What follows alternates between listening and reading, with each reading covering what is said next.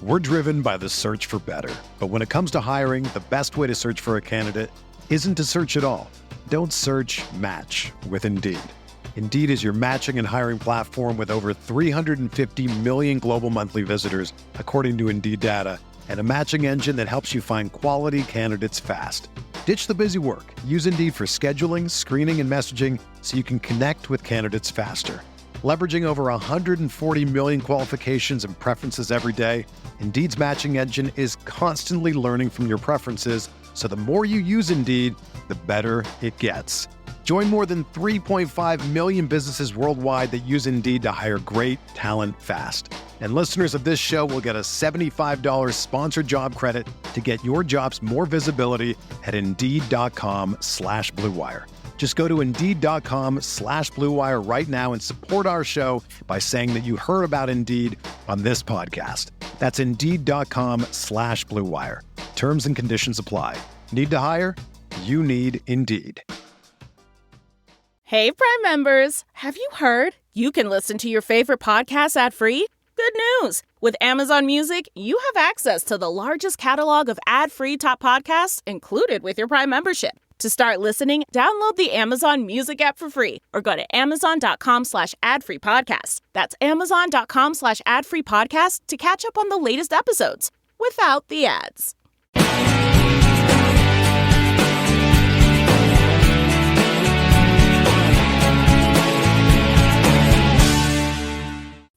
Welcome back, everybody, to another edition of the Weekly Walkthrough with Alex and Graham. I'm Alex, and the other guy on the screen here, that's Graham, in case you didn't pick up on that by now. Hopefully you have. We've done this for a while. But welcome back to another edition. It is championship weekend, and we got a good one on our hands, the first ever Battle of the Bricks for a MAC championship. Graham, welcome back. How excited are you for this weekend?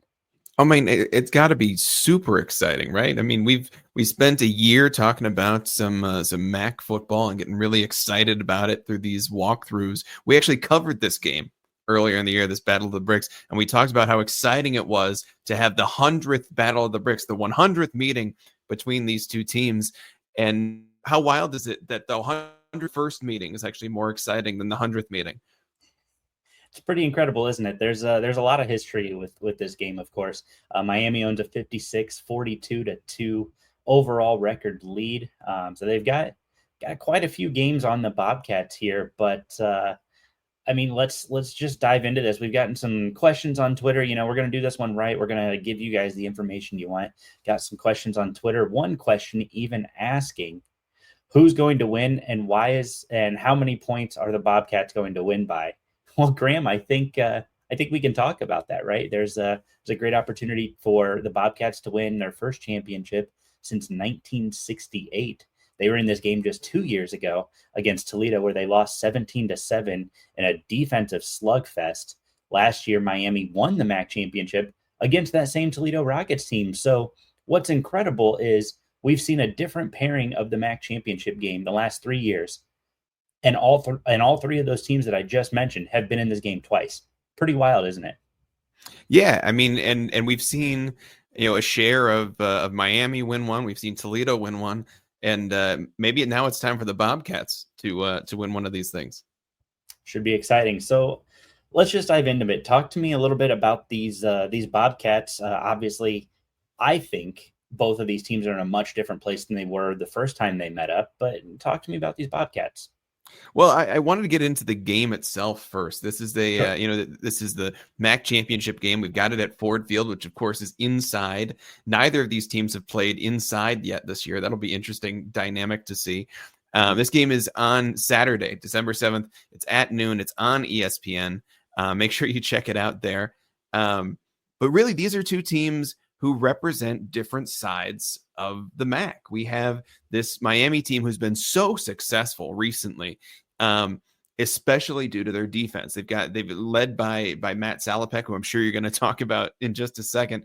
But this is a defense under Chuck Martin that has, in recent years, been so disciplined. They show up every game, and it's kind of, especially against conference foes, this vaunted defense that's hard to go against. Meanwhile, the Bobcats have had an excellent offense this year, Mhm. led by Parker Navarro. And really, I think that's going to be the story of the game is which unit can step up. You would think an indoor game would favor the offense, but we saw this last year with Toledo, who had the better offense coming into the game, getting stymied by this Redhawks defense. I think it's going to be a great matchup. When we get into Ohio here, and I mean, let's talk about these Bobcats. This is a team who has been good, not great in the conference for so long. We talked about the last time they won a MAC championship, 1968. That's before we even had a MAC championship game. And this is an Ohio team who consistently gets great home crowds, great backing from the fans, and somehow has not been able to turn that into MAC championships. Come Tim Albin, he's been here for 4 years. He's last 3 seasons, he's won at least 9 games, and he's in his second MAC championship in 3 years. It's the kind of team that I think these Ohio Bobcats fans have been looking for a long time. And it's a chance for them to really come out and say, we lost to Miami earlier this year. By the way, Ohio's only conference loss to this Miami team. It's a way to say that this Tim Albin team has in 4 years he's been probably the best coach in the MAC. I know that's a little controversial to say, but in his 4 years with Ohio, he's 32-19. And when we remember that these MAC coaches play these early season non-conference games against oftentimes juggernauts, we can see that 32-19 is really impressive there, especially when we've had this Toledo run, where we've had teams in the MAC who've been really, really good in the conference. I think this Ohio team is ready for a championship, and a lot of it has to do with Tim Albin. Tim Albin's been an excellent coach. You mentioned how long he's been there. If he wins this weekend or the bowl game, that'll be 10 win seasons he's done 3 times in his 4 years as the head coach. So, I mean, again, just named today, this week, actually, Tim Albin was named MAC Coach of the Year, which, if you know anything about what the Bobcats have done and what they went through in the offseason, you know that it's well-deserved. Losing 25 guys to graduate or to just transfers, I believe, lost a bunch of guys to transfers. And then, so transfers, graduation. So you lost a good chunk of your roster. Then you bring in a bunch of guys out of the transfer portal, guys who aren't in your culture. He adjusted them to the culture, got them fit, got them ready to go. And they've been on a tear ever since that Miami game. So Tim Albin, hats off to him. This is the second time he's won MAC Coach of the Year in the last 4 years. So I think you're onto something with Tim Albin. Conversely, Chuck Martin, who's been a staple, one of the longest tenured coaches in the Mid-American Conference. He, Chris Creighton out of Eastern, and Jason Candle are the 3 longest tenured coaches in this conference. And he resurrected a Miami program that was, well, frankly, dead to rights. He brought in this I don't care attitude. And you see that reflected quite often in his interviews that he puts on. It's humorous if you're not the one asking the question. I'll tell you that much. Yeah. And so it's just, but he's just got this no nonsense sort of attitude, and he's all business. And I kind of love that in a coach like Chuck Martin. And then when he does have a moment of laughter, it's always funny to watch. Just 2 years ago when they beat Cincinnati, he made a comment about, I was told when you beat a Big 10 or Big 12 team on the road, you're supposed to get $1 million check. So I hope that's on the AD's office on Monday morning. So just funny stuff like that, because he understands the game of football. He understands what's on the line being at a Miami, being at a MAC school. And he's won a couple championships, won it back in 19, won it in 22. And then now looking to win it again, or won it in 23 rather, now looking to win it again in 24. And all 3 of those championships have 2 common denominators, Graham. 1, Chuck Martin. 2, Brett Gabbert, the million-year marathon man for the Miami Redhawks, who was looking to graduate last year and wrap up his career. That injury that we saw live kind of delayed that a little bit. And now he's back for his 7th year, looking to win a championship and go out on top the way he came in on top as a MAC champion. Yeah, I mean, this will be. I think this is Gabbert's 51st start as the MAC championship game as a quarterback, and kind of incredible that he's had that many starts for the Redhawks here. This would be Miami's first back-to-back MAC championship since the 70s, and also only the 4th team since the MAC championship game to have won back-to-back MAC championships. So a little bit of history for Miami on the line here. I think it's interesting. This game opened -1.5 in favor of the Redhawks. It's still there, -1.5. And that's about as close a line as you're going to see in these championship games this weekend. I don't know who to pick here, Alex. I mean, this is a kind of matchup between rival. You know, we talk about these rivalry matchups. You can kind of throw stuff out the window. It's a kind of rivalry matchup. We had Ohio losing this game earlier this season, 20-30, is in favor of the Redhawks. We also have Miami's loss, also kind of surprisingly, 20-30 to the Rockets, a team that Ohio beat. So it's a kind of mix and match between these teams as to who shows up. Ohio, to me, has looked more impressive recently, whereas Miami seems like a more consistent season, even despite their early season stumblings. We kind of expect those early season stumblings in the MAC. I got to say, my big takeaway here, it's Parker Navarro. He's, we're talking about Gabbert on the other side, but Parker Navarro has led this Bobcats team he has 1,900 yards throwing. He has 10 touchdowns. He also has 876 yards on the ground and 13 touchdowns. Is a guy who can make it happen through the air. He can make it happen with his feet.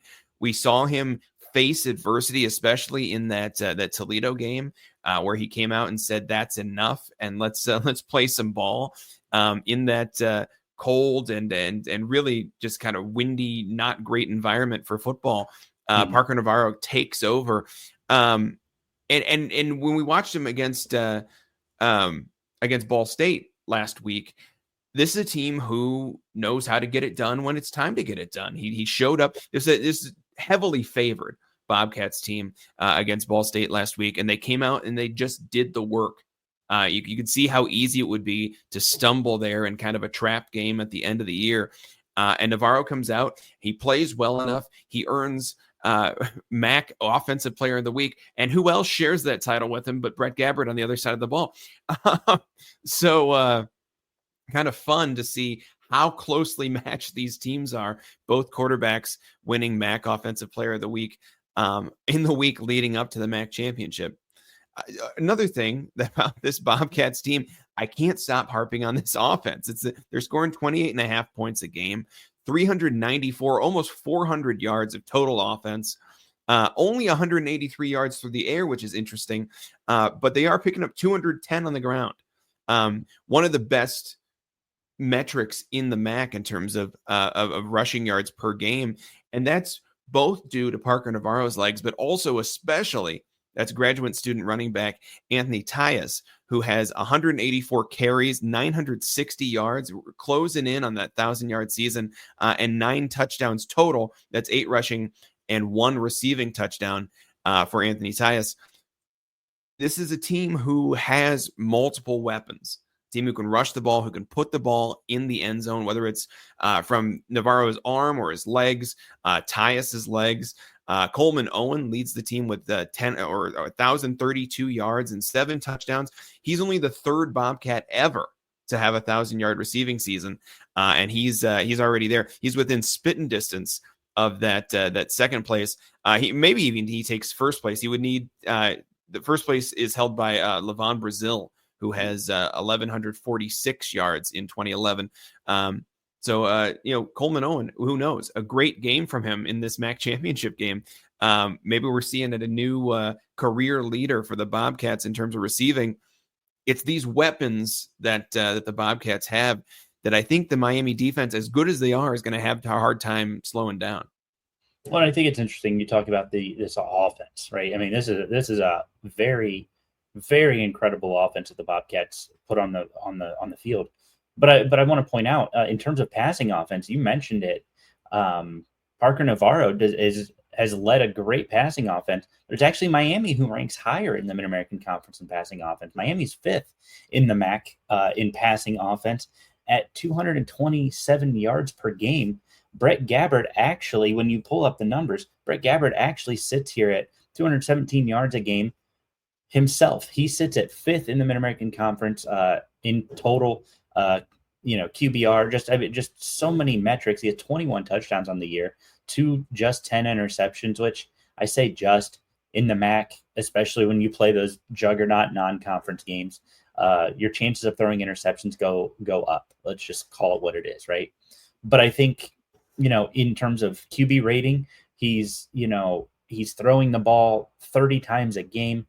Brett Gabbert, who for all of his veteran experience, he's finally played a full healthy season, and he started to come on a little bit late. It's one of those early we saw him struggle. We saw him struggle against Toledo, and then they started ripping off wins. They're on a 7-game win streak right now, in part due to the great defense, which I'll get to in a minute. But I don't think you can count out Brett Gabbert and just how incredible his leadership has been. But then we go down the list. You talk about rushers in the conference this year. Anthony Tyus has done a great job, but right behind him in the Mid-American Conference, Keon Mosey out of Miami, Ohio. He has 1,045 yards, 4 touchdowns, and he's rushed the ball for 159 times. He's actually one of the better in terms of average yards per carry, sitting there at 6.57 yards a carry. And he's rushing the ball almost 14, 15 times a game, 87 yards a contest. That's really big right now. Now, to Ohio's credit, they've got 3 of the top 5 rushers in the 3 of the top 10 rushers in the Mid-American Conference. But I think that you cannot count out Keon Mosey and what he's been able to do.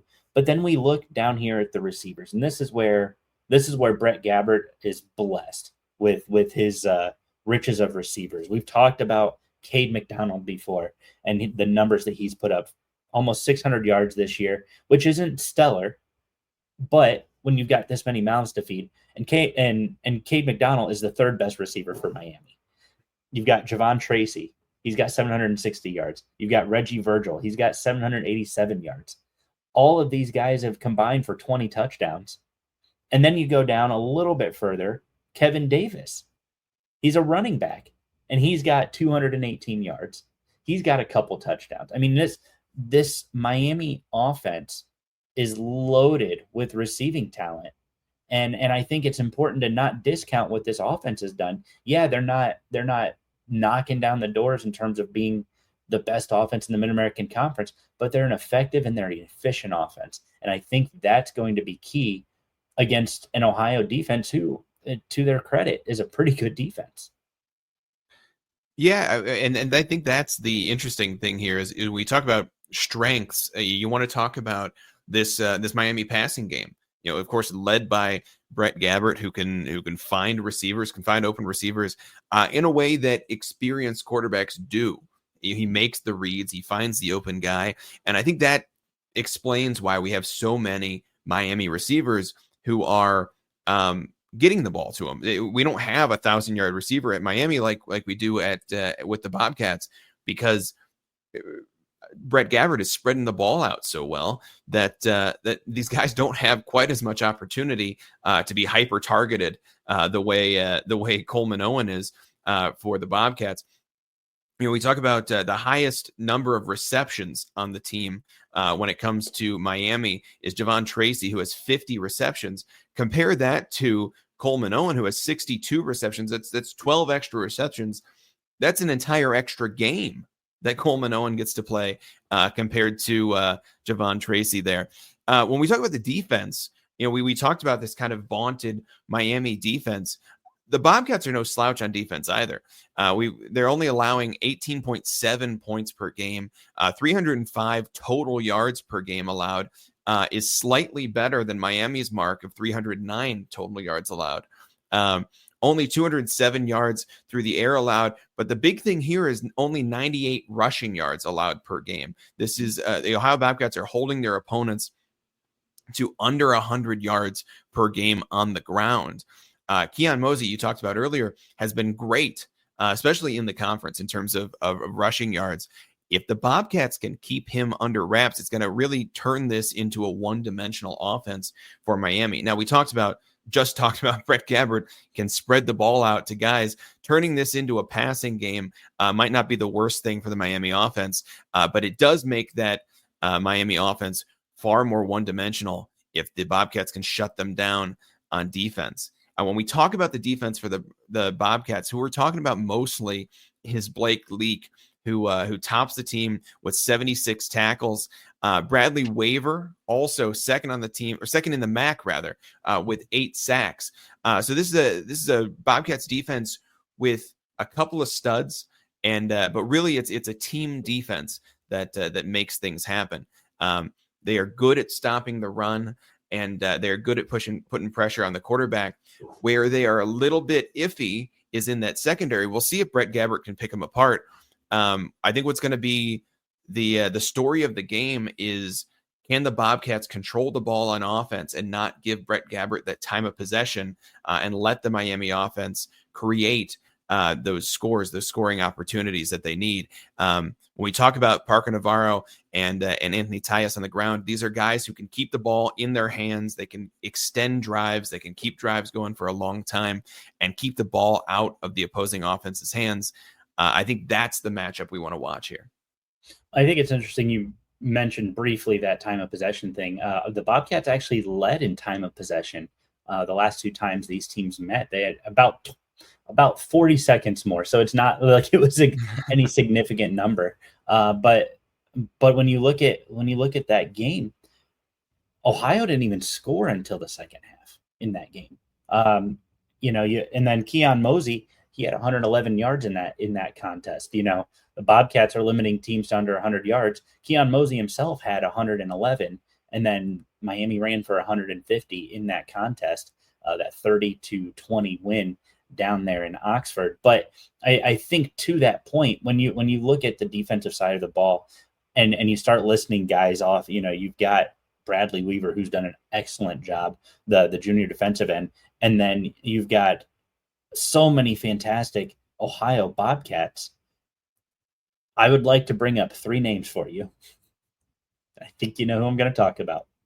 Matt Salopek, Eli Blakey, Silas Walters.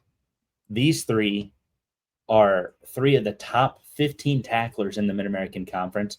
Matt Salopek is 5.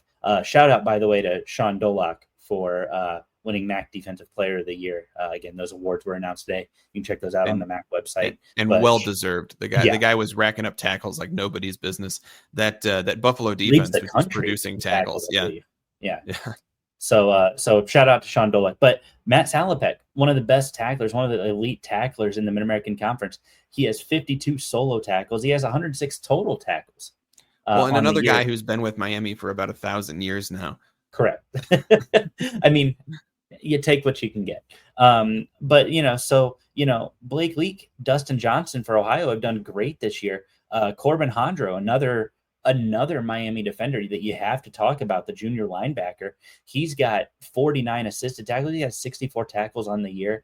And this is a tackle heavy Redhawks defense. One of the best defenses in the Mid-American Conference consistently. In fact, when you look at defensive numbers, and as I was looking this up, I was pretty blown away. Both Miami and Ohio defensively are consistently in the top 3 in most major statistical categories. The big one that I kind of look at is the passing defense. Ohio gives up more yards per game. They've given up 15 touchdowns through the air to Miami, 7 touchdowns through the air. Miami has 11 picks versus Ohio's 9 picks per contest or on the season. But then also Miami, their turnover margin, it's positive. And that's huge for the Redhawks. Ohio has a minus 0.25 turnover margin. The Redhawks, of course, have a 0.33 to the positive. So about a half a point swing there, but that half point swing can mean a lot in a high stakes game like this. And then the other thing that I wanted to point out was penalties. Everybody wants to look at, oh, they're 4-8 in the conference. When you actually look at it, Miami has 65 penalties, Ohio has 66. So this penalty, like if whoever I think can play the cleanest game penalty wise is going to have a huge advantage, because penalties are drive killers. And when you've got high flying offenses such as the Ohio Bobcats or a relatively high flying offense such as the Miami Redhawks, any time that you move backwards is a drive killer, especially if you have a lot of momentum on your side. So I think penalties, while they both have about 5.5 penalties a contest, you want to keep an eye on just who's going to do more with what in terms of taking advantage of penalties for your opponent, and trying to limit those mistakes on your side of the ball as well. Yeah, I think normally you'd be right when we talk about penalties being a big game changer. Just like normally you'd be right when we talk about turnovers being a big game changer in these kind of games. But the fact of the matter is, both of these teams pretty good keeping the ball in their hands, not turning the ball over a lot. Also, both of the teams very good in terms of discipline, not getting that many penalties a game. You talked about only 5.5 penalties per game for both of these teams. I don't know that penalties are going to come into play here. And you're right. It might come down to one big moment, one big turnover, one big penalty that kills a drive, because these teams are so evenly matched. I mentioned earlier that the spread in this game was only 1.5 points. This is basically an even spread. Miami gets the advantage here, I think, because of the history of them being in this title game most recently, having played these bigger games. But the Bobcats have been right here 2 years ago. So this is not a Bobcats team who is not aware of kind of the heaviness that these championship games bring. It might come down to just one or two plays. That's how closely matched these teams are. It's interesting, the different dynamics. You talked about both of these defenses ranked in the top 5 in the MAC in most statistical categories.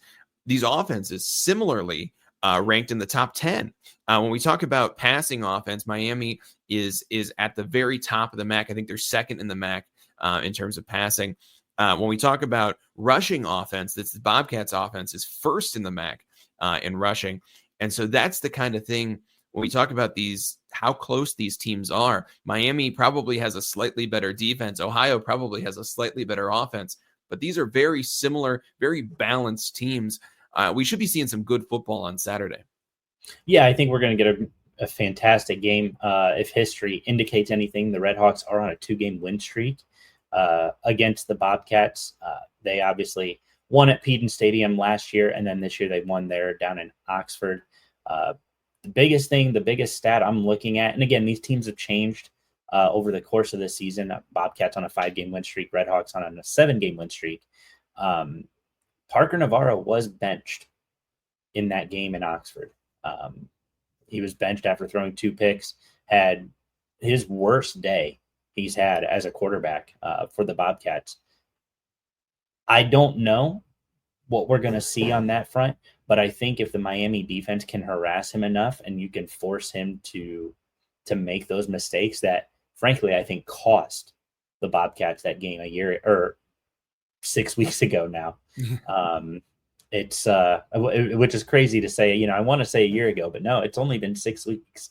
I think if you can force Parker Navarro into those same mistakes or to similar mistakes, this is a defense that will capitalize and take advantage of. Similarly, if Ohio can force this Miami defense into bad positions, this is a good offense. This is one of the best scoring offenses in the MAC.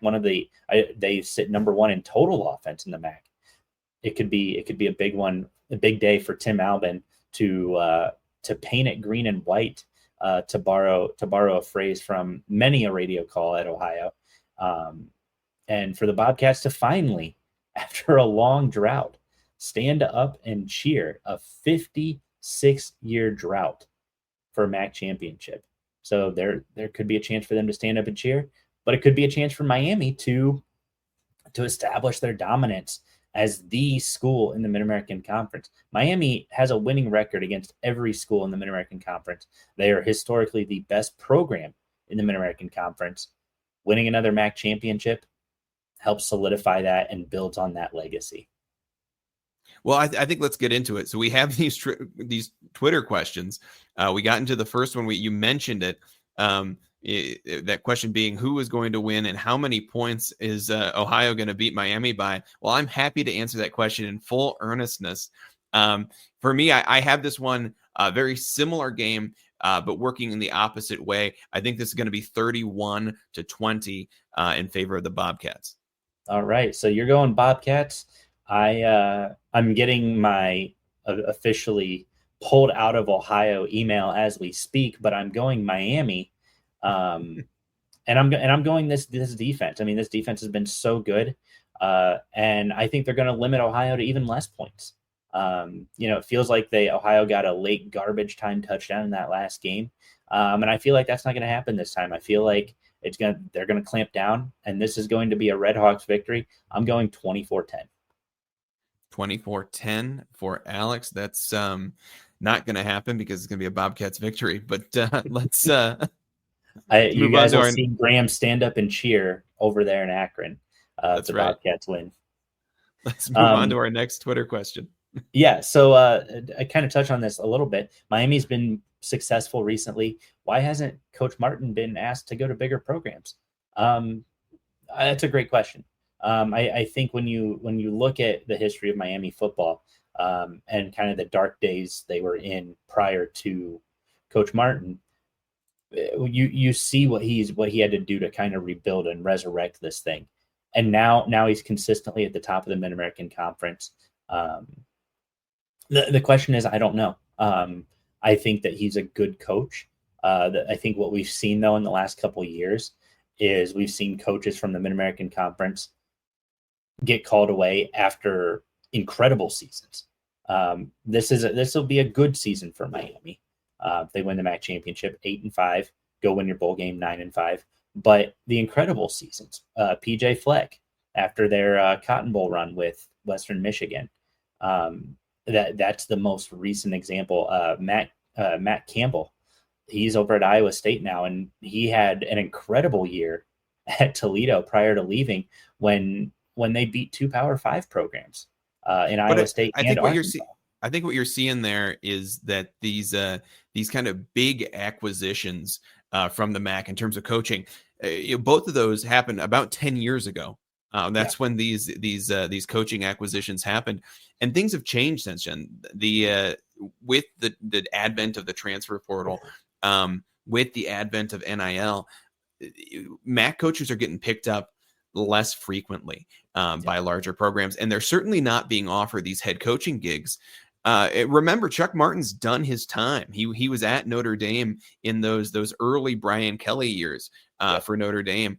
He was part of that team that went to the national championship in 2012. He's been the offensive coordinator at these big programs. I don't think he wants to take a step backwards. And those are the kind of jobs that are being offered to MAC head coaches now, are offensive coordinator, defensive coordinator positions. And I don't know that Chuck Martin wants to take a step backwards. You talked about he's kind of this serious business-like guy. When we watch his press conferences and we see this guy who likes to take command. We see that on the field with the Red Hawks. I don't know that Chuck Martin wants to give up control there. I also think he's found a home at Miami, and staying there for 11 years so far. I think at this point in Chuck Martin's career, it would take something big to move him from Miami, and that's just not happening so much in the MAC anymore. This used to be a conference where it was kind of the development league for big time coaches, and that doesn't seem to be the case anymore. And I know you and I, when we have these conversations, we like to blame the transfer portal. We like to blame NIL. And I certainly think it does have a lot to do with that. But there's plenty of other things that are going on here with the rise of these super conferences in the Big Ten and the SEC. these Power Four sort of coaching jobs have become even more valuable. And because of that, these administrations, they're less willing to take a chance on a coach coming out of the MAC. So you would need to do something pretty incredible in the MAC to get that nod to go directly to a head coaching gig there. And I think that's hard to do. I mean, when we talk about Chuck Martin, his resume, before Miami was Grand Valley State, where he won a couple of national championships in Division II. That his Grand Valley State teams only ever lost. The worst they did in a season in 2004, they lost 2 games. And so sorry, they lost 3 games, but that's the kind of differences we're talking about. These Grand Valley State teams in Division II are losing single digits every year, winning a couple of national championships. That gets him the nod to move to Notre Dame. He coaches quarterbacks and DBs, and eventually the offensive coordinator over there, and does a great job. At least those early Brian Kelly teams helps them to go to that national championship in 2012. Then he gets the call from Miami. And he's working at Miami, and you talk about this. This is the dark days of Miami. He starts out his first year with the Redhawks. He's 2-10, and he's climbing out of that hole. He finally makes it, qualifying for a bowl in 2016. He fights his way up to a MAC championship in 2019. Of course, we have the COVID season in 2020 that we kind of all throw out the window. We don't count there. But he did go 2-1. In that season, so that's more wins than losses. Single digit loss that year. And then that MAC championship last year. But this has been a transformative kind of program under Chuck Martin, and one that has not been explosive the way I think these Power Four programs look to pull head coaches. Well, and I think I just to kind of tack onto that a little bit, we saw Lance Leipold go from Buffalo pretty recently over to Kansas after, I want to say it was the 2020 season. He gets the call to go to Kansas, but that's really the last one. And like you said, I mean, Kansas, that's kind of, it feels like one of those jobs where it's like, well, good luck, it's right. They're similar to not the Ohio Campbell States of the world. Similar to Matt Campbell going to an Iowa State team who hadn't won 6 games in forever. And so yeah, I mean, those are the kind of jobs that seem like might be available to MAC coaches now. And I don't know if that's the kind of job that's going to pull Chuck Martin from his life in Miami. That's fair. All right, so we'll move on to this final question down here. How would we update the trajectory of either team based on a win? For Ohio, does it mean now the Bobcats are an annual favorite under Tim Albin for as long as he's in Athens? And then for Miami, does this kind of act as the jumping off point towards chasing a college football playoff berth down the line? I guess I'll start here. It's, for me, yes. The answer is yes to both. I think it does offer, Miami, you now win back-to-back conference championships.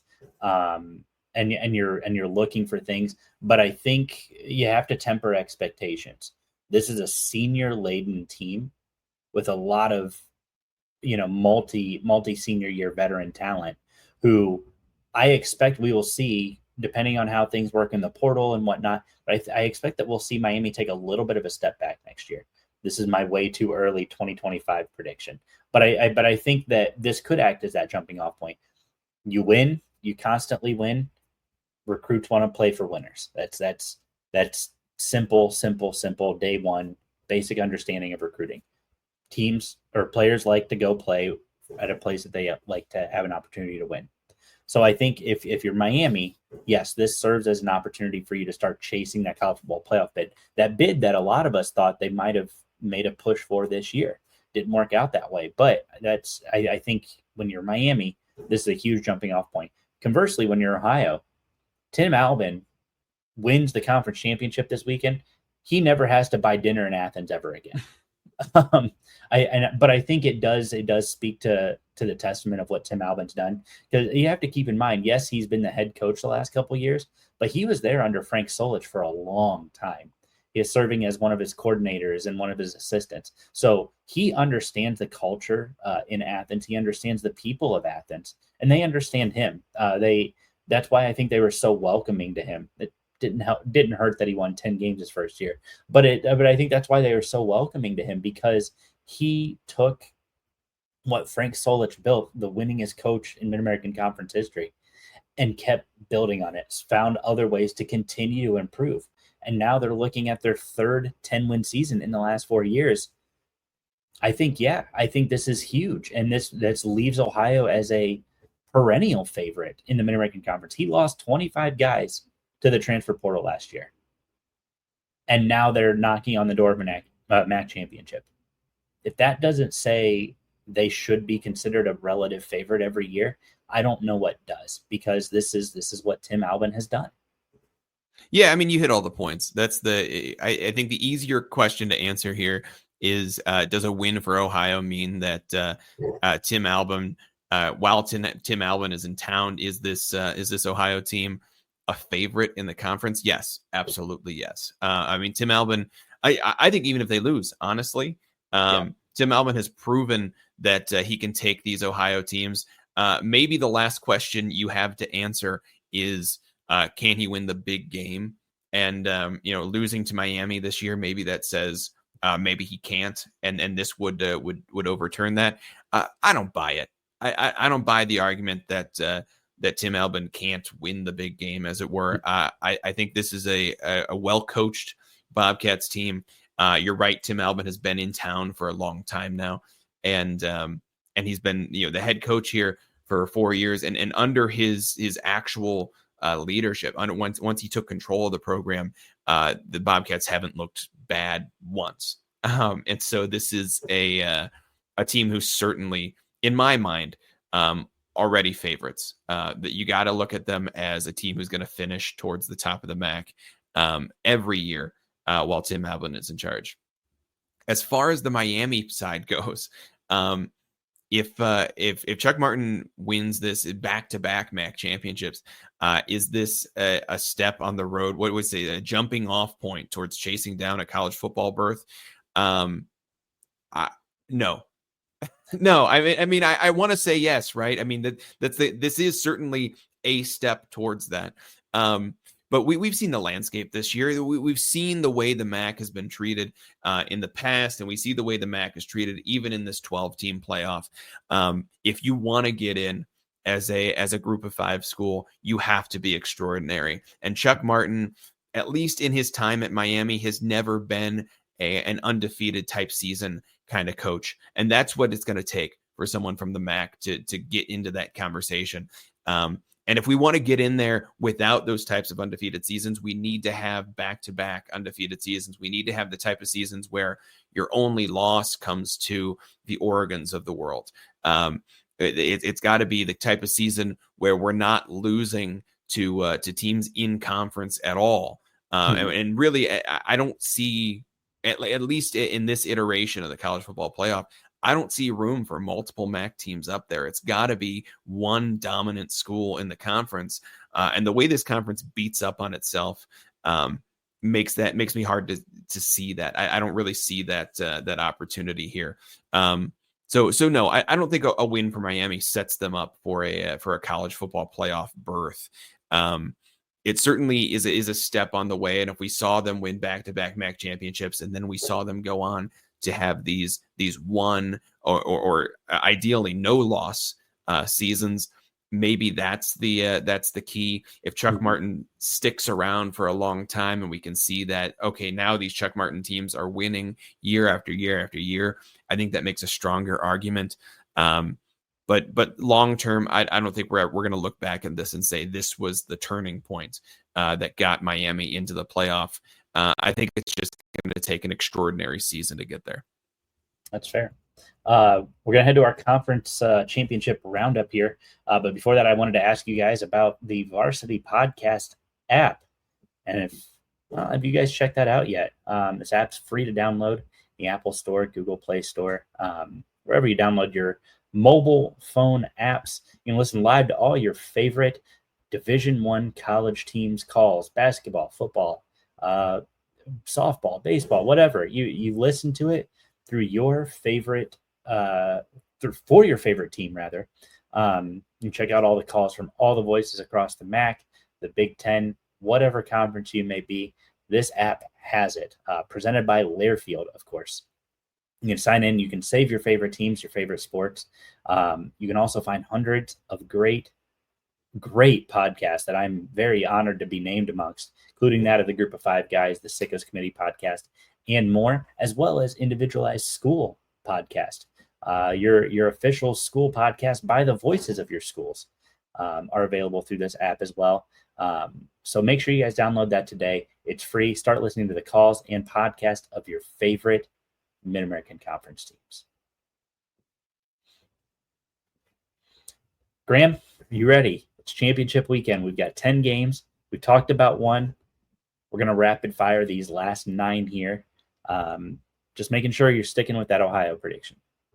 Yeah, you bet. These Bobcats are gonna win one for the Tim Albin. I don't think that's a phrase, but I'm making it one. It's all right. I'm going to win one for the Tim Albin. All right, so we'll start with the Friday matchups. We've got Western Kentucky at Jacksonville State. That's for the Conference USA Championship. Graham, who you got in that one? Western Kentucky has not impressed me this year. I've got Jacksonville State. All right, Jacksonville State it is. The arguably the most intriguing Group of Five championship. Number 20 UNLV at number 10 Boise State for the Mountain West Championship, and honestly, probably the Group of Five bid to the college football playoffs. Who do you like in this one? Yeah, certainly that's what's on the line here. The UNLV has looked good all season despite their NIL controversy, and it's a team who started out with big hopes and kind of had them dashed early, and they've somehow climbed back into the conversation. I think that's intriguing. But this Boise State team and Ashton Jeanty are they're too good. They're too good. They've looked good even in their big games this year. They've had a couple of stumbles, but really they've looked like a strong team. And I think Boise State deserves this number 10 ranking right now, and they deserve a spot in the playoffs. I don't think they're going to let it pass by. This is a Boise State win. Getting it at home is definitely super beneficial to Boise State right now. Moving on, we've got Tulane versus number 24 Army in the AAC Championship. A little bit of buzz about if Army can win this one. There's a chance we could be looking at 2 G5 champions, depending on how things shake out. This is at Army, so this is at West Point up in New York. Who do you like in this one, Graham? Well, I think Tulane has been the better team all year long. They stumbled lately, but I think that Tulane has been the better team. Army has had a good season, and just as a Group of Five fan, I would love to see 2 Group of Five teams sneak into the playoff. I just don't think it's going to happen. I don't think Army is close enough to make that strike, and certainly Tulane lost that chance recently. I'm going with Tulane in this one. Going with Tulane. All right. I dig it. Yeah. Tulane's sitting at 9-3, of course. Moving on to the Saturday slate. We've already talked about the VMAC championship. Let's talk about another former MAC coach. We've got Iowa State at Arizona State, number 16, Iowa State at number 15, Arizona State for the Big 12 championship in Arlington, Texas. I'm really excited about this one. I talked about earlier with it that 1.5 point spread is the closest in any championship game this weekend. The Arizona State is favoring this game by -2. So this is almost as close. As you said, these teams are ranked back to back 15 and 16. Iowa State looked so good this year. And then a stumble about a month ago is the thing that hurt them. But they've climbed back into it. I don't think Matt Campbell lets this Iowa State team get away easy. I don't think they're gonna go down easy. Arizona State is favored in this game, but give me the Cyclones. You know I'm gonna pick Matt Campbell. The Fighting Matt Campbells, and I'm right there with you. Got to cheer for the former Matt guy. So moving on, we've got the SEC championship, Georgia at Texas. but it's frankly, it's a home game for Georgia, which kind of bugs me a little bit, but Texas maybe stay in the Big 12 if you want a home game for the conference championship. But who you like? Number 5, Georgia at number 2, Texas. Texas looks so good this year. And I mean, hard to argue that that the Longhorns shouldn't be favorites in this one. But I'll point out their one loss in the season comes to who? These Georgia Bulldogs. Yep. I think Texas, they looked human in that game against Georgia. They didn't look like a team who is going to compete for a national championship. They got scared by Vanderbilt the next week, and then after that, they stepped up. I think this is Texas all the way, despite the fact that Georgia had their number earlier this year. I think the Longhorns pull it out, and Texas wraps up that number 2 spot. All right, moving on, we've got Marshall at Louisiana for the Sun Belt Championship. UL by -6. Who you like in this one, Graham? Well, I think the Ragin' Cajuns have been the better team all year. They've looked good, and my head tells me that the Ragin' Cajuns are going to win this one. But I'm going with the former MAC Marshall. Thundering Herd win this one. Moving on to the Big Ten Championship, Penn State, number 3 Penn State at number 1 Oregon. Almost assuredly, the winner of this locks up the number 1 seed in the college football playoffs. And when I say almost assuredly, I don't know that they would put Penn State number 1, but I think you'd have to. Oregon. A Penn State win and a Texas win, I think puts Penn State at number 2 in the country. But certainly this is a game where the winner could be the number 1 seed in the playoff. Oregon has looked like the better team all year. They had that game against Ohio State that they won, and that game was very close. Of course, we don't apply the transitive property here, but Ohio State looked like the much better team against Penn State earlier this year. I've got the Ducks in this one. I think this is an Oregon victory. First year Ducks winning the Big Ten. Moving on to the final game of the year, the final conference game of the year, Clemson at Southern Methodist for the ACC championship. Southern Methodist, who by the way was a group of 5 school a year ago, sitting at number 8 in the country, and looking at making the college football playoffs as a Power 4 program. Who you like in this one, Graham? Well, as much as I like the chaos of Clemson winning and the committee scrambling to figure out how to fit both Clemson and SMU into the playoff, I do think that makes it harder for the group of 5 to get multiple representatives into the playoff. So I'm going to go with SMU just because my head and my heart align in this one, and I don't want to see Clemson take that spot away from a deserving Ohio Bobcats team. I dig it. Well, guys, that's going to do it for us this week. Thank you so much for tuning into the final weekly walkthrough with Alex and Graham of the 2024 college football season. We'll probably do some bowl game stuff, talk to you guys about some bowl games. We already have a couple destinations planned out, picked. But make sure you guys, if you can't make the trip to Detroit, tune in on Saturday. You'll be listening to this on Friday. So tune in tomorrow to the MAC Championship on ESPN up there at Ford Field. Kickoff at noon. Make sure you guys checking that out. And if you can, go to Detroit. Go be there. Oh, yeah. Please be there. That's Alex and I have been a few times to these MAC Championship games, both as fans and as media members, and it's always a blast. And I guarantee you there'll be seats. There'll be plenty of seats at Ford Field. So don't feel like it's too late to get tickets. Get yourself some tickets. Get up to Detroit. Enjoy some of the. I actually recommend the local barbecue in Detroit. I think that's delicious. But get up to Detroit and watch this game.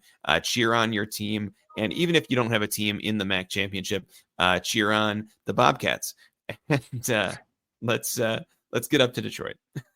Awesome. Thank you guys so much for tuning in this week. We really appreciate it, and enjoy the MAC championship.